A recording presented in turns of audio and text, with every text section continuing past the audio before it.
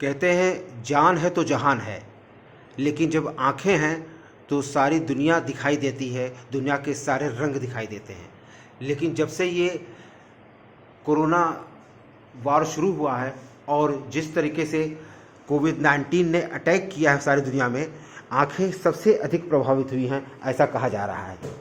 हम यहाँ पर बैठे हैं डॉक्टर कमलजीत सिंह जी के पास में, जो मोतीलाल नेहरू मेडिकल कॉलेज इलाहाबाद के नेत्र विभाग के विभागाध्यक्ष हैं, हेड ऑफ डिपार्टमेंट है। हम उनसे जानना चाहेंगे किस तरह से कोरोना जो है आँखों को प्रभावित कर रहा है। डॉक्टर साहब बताएं कि कोरोना काल में आंखें सबसे अधिक प्रभावित हो रही है, ऐसा कहा जा रहा है। इसमें कितनी सच्चाई है और किस तरह से कोरोना आंखों को प्रभावित कर रहा है? जी, आँखों का देखिए ऐसा है कि इस दौरान कोरोना में लोग काफ़ी पढ़ाई लिखाई जो है कंप्यूटर पे करने लगे हैं। मोबाइल से बच्चे आजकल सभी तरह के पढ़ाई कर रहे हैं, और बड़े लोग जो हैं वो व्हाट्सएप कर रहे हैं या फेसबुक कर रहे हैं। तो सभी लोग आँख पे लगे हैं, जिनको नहीं है उनको भी प्रॉब्लम है। जैसे कि अब चूँकि ये सब इस्तेमाल करते हैं तो क्या होता है कि आँखों में ड्राइनेस आ जाती है, तो उससे जो है आदमी को स्ट्रेन भी मालूम देता है और देखने में भी दिक्कत होती है। इसलिए हम लोग ये कहते हैं कि अगर ये यूज़ कर रहे हैं, ज़्यादातर प्रॉब्लम यही है। कोरोना की वजह से जो हो रहा है वो तो अलग है, वो मैं अभी बाद में बताऊंगा। लेकिन इसमें फ़ायदा ये है कि आप जब कंप्यूटर या मोबाइल पे बहुत ज़्यादा काम कर रहे हैं, पढ़ाई लिखाई ये सब कुछ ऑफिस का काम भी, तो आपको एक लुब्रिकेटिंग ड्रॉप ज़रूर डालनी चाहिए आँख में, और आँख को बार बार धुलते रहना चाहिए। और 20 मिनट के बाद आपको आँखों को रेस्ट देना चाहिए। मतलब ये कि किसी तरह से आपको स्क्रीन टाइम कम करना है, और स्क्रीन टाइम आपका कम हो जाएगा तो आपको ये तकलीफ नहीं होगी। और ये बेसिक है जो खालीपन में आदमियों को कंप्यूटर और मोबाइल और किताबें पढ़ने से हो रहा है अक्सर। इसके अलावा जो प्रॉब्लम है वो कोरोना में है। कोरोना में भी कहते हैं कि आँखों में वायरस इफेक्ट करता है, जो SARS-2 वायरस है, इसने आँखों पे भी असर डाला है। और कई बार कहते हैं कि आंसू में भी ये थोड़ा सा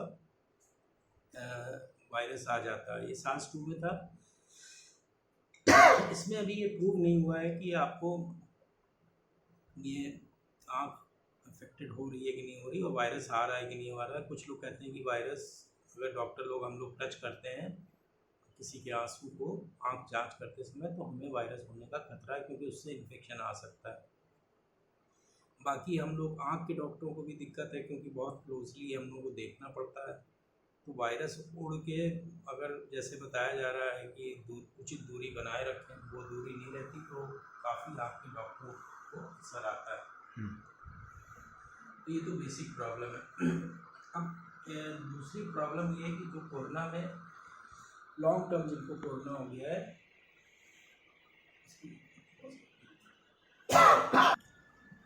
हाँ, तो डॉक्टर साहब, जो आपने ये बताया कि आंसुओं के बारे में, जैसे कहा जाता है कि नाक के माध्यम से, गले के माध्यम से कोरोना वायरस कोविड-19 शरीर के अंदर प्रवेश करता है, लंग्स में जाता है, तो क्या आंसुओं के माध्यम से भी अंदर जा सकता है? हाँ जी, आँखों जो आँख होता है उसका जो आंसू है, इसकी एक नली होती है। हालांकि ये प्रूवन नहीं है अभी, लेकिन उस नली के सहारे वो अंदर जा सकता है, हमारे नाक में जा सकता है वो, और उसके थ्रू फिर जो है बॉडी में भी आ सकता है, और दूसरे को भी दे सकता है। वायरस तो उड़ रहा है ना, जब वो उड़ के आँख के अंदर है, तो इसीलिए कहते हैं कि चश्मा जो लगवाते हैं हम लोग ऊपर से कवर किए देते हैं, इसीलिए कि वो उड़ के दूसरे के पास नहीं जाना पाए। कवर एक तरह से शील्ड जो लगाते हैं, एक शील्ड जो होती है वो बैरियर की तरह काम करती है। इसके अलावा कोरोना में आजकल आप लोग ल्यूकर माइकोसिस का बहुत सुनते होंगे, ब्लैक फंगस हाँ, जिसे कहा जाता है। ब्लैक फंगस है। तो उसमें जो है जब आदमी ठीक हो जाता है, दवाइयों से डायबिटीज़ बढ़ने लगी है, और ये वायरस अपने अंदर ही इम्यूनिटी आपकी इतनी कमज़ोर कर देता है कि फंगस जो नॉर्मल है वही आपके शरीर पे अटैक करता है। जब वो शरीर पे आपके अटैक करते हैं तो वो कहीं ना कहीं के गड़बड़ी का पैदा करते हैं। तो होता ये कि नाक के सहारे यहाँ से जैसे हुआ फंगस, यहाँ पे या ऑक्सीजन है वो लगा रहे हैं आप लोग, तो इसके थ्रू जब ये यहाँ से जाता है तो अंदर यहाँ पे साइनसेस होते हैं, और साइनस और आँख का बहुत क्लोज मतलब नेबरहुड है। तो क्या होता है कि उसमें नाक अफेक्टेड होती है और साइनसेस इफेक्टेड हो जाते हैं और साथ में ऑर्बिट इफेक्टेड हो जाता है और इसके द्वारा ये ऑर्बिटल एपेक्स से अंदर चला जाता है ब्रेन में, तो मस्तिष्क भी अफेक्टेड हो जाता है।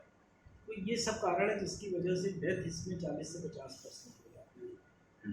तो आँख का जो इफेक्ट है इसमें कई बार ऐसा होता है कि कई मरीज आते हैं हमारे पास, कहते हैं साहब ये आँखों के चारों तरफ बहुत दर्द हो रहा है और एक का दो दिखने लगा है, इसमें पैरालिसिस कर देता है ये लड़की, तो उससे एक का दो दिखने लगता है और आँख थोड़ी बाहर की तरफ आने लगती है, आगे सामने की तरफ, क्योंकि पीछे जो है वो इन्फेक्शन हो गया है तो उसमें म्यूकर बन जाता है, उससे जो है आँख आगे आगे लगती है।